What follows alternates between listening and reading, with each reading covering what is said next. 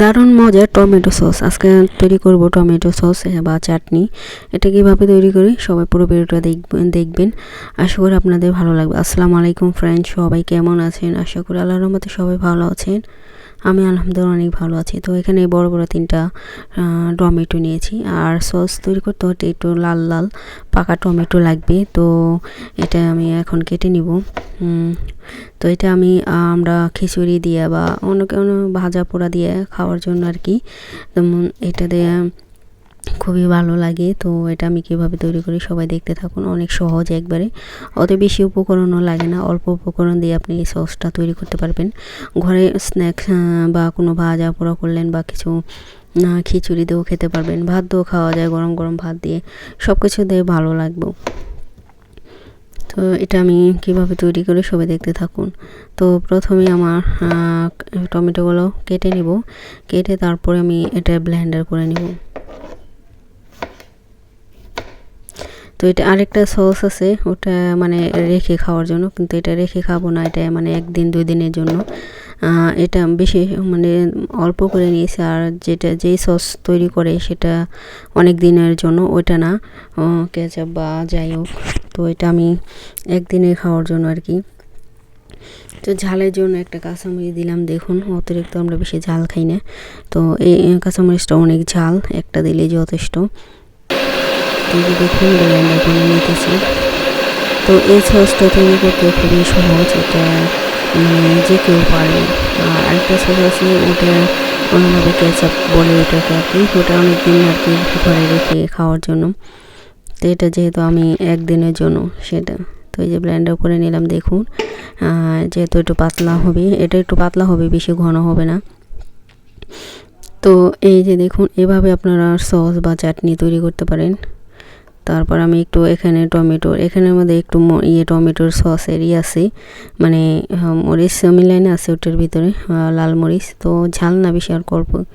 তার এখানে দিয়ে দিলাম একটু আদা রসুন আর লবণ, আর কিছুই লাগবে না। তো এই জাল দিলেই সস হয়ে যাবে। লবণ দিয়ে দিলাম। এখন আমি জাল দিব, জাল দিলে হয়ে যাব।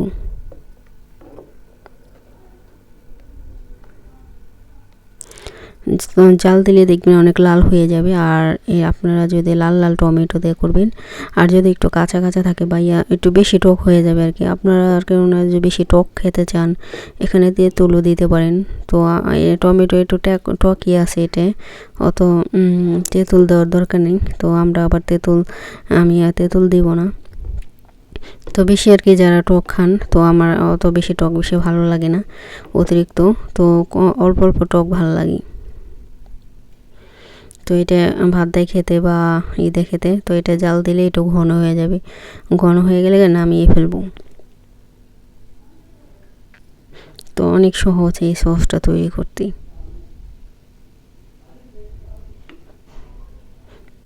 তো এই যে দেখুন, তারপরে এখানে আমি চিংড়ি মাছ নিয়েছি, ওই যে নিচে বরফ ধনে আর কি ছুটে গেছে। চিংড়ি মাছ আর হচ্ছে ধনিয়া পাতা একসাথে মিলে ভর্তা করব। তো আমার ব্লেন্ডার হয়ে গেছে, ব্লেন্ডার করা। দেখুন এখন লবণ দিয়ে দিলাম একটা তেলে, এখানে তেল দিয়েছি, লবণ আর একটু মশলা দিয়ে দিলাম। তো এটার মধ্যে বাগার দিব তেলটা। তো এই যে দেখুন আমি ধনিয়া পাতা দিয়া, এর জন্য একটু সবুজ লাগে চিংড়ি, এটা ধনিয়া পাতা দিছি চিংড়ি মাছের ভর্তায়। তো দুটোটাই একই ফ্লেভার যাতে ভালো আসে, সেজন্য একটু সবুজ হয়ে গেছে। তো আমি চিংড়ি মাছের ভর্তা আমার অনেক পছন্দ, তো অনেক ভালো লাগে। তো এই যে দেখুন, তো আজকে খিচুড়ি রান্না করছি, সেজন্য আর কি ভর্তা করলাম, টমেটো সস করলাম। এটা দিয়ে খিচুড়ি দিয়ে খেতে খুব ভালো লাগে। তো এই যে দেখুন, এটা যেহেতু পানি কাঁচা আর কি, আমি কাঁচা ভাজি নেই ইটে, চিংড়ি মাছটা কাঁচাই ব্লেন্ডার করে নিছি। তো এই জন্য আমি প্রথমে মশলা দিয়ে দিলাম তেলের ভিতরে, আর অনেক ভাজা ভাজা করব পানি। তো একটু পানি দিয়ে দিছি যাতে সিদ্ধ হয়ে যায় একেবারে। আর এটাকে আমি একবারে ভাজা ভাজা করে নেব। দেখুন তেল বেরিয়ে গেছে গা, আর একটু ভাজা ভাজা করলে হয়ে যাবে। তো এই যে দেখুন হয়ে গেছে গা টমেটো আর এই যে ধনিয়া পাতা, না এই চিংড়ি মাছ আর আছে ধনিয়া পাতা, এই দুইটার ভর্তা অনেকই মজা। এটা খিচুড়ি বা গরম গরম ভাত দিয়ে খেতে অনেক ভালো লাগবে। তো যারা যারা এভাবে খান নাই ভর্তা একবার খেয়ে দেখবেন।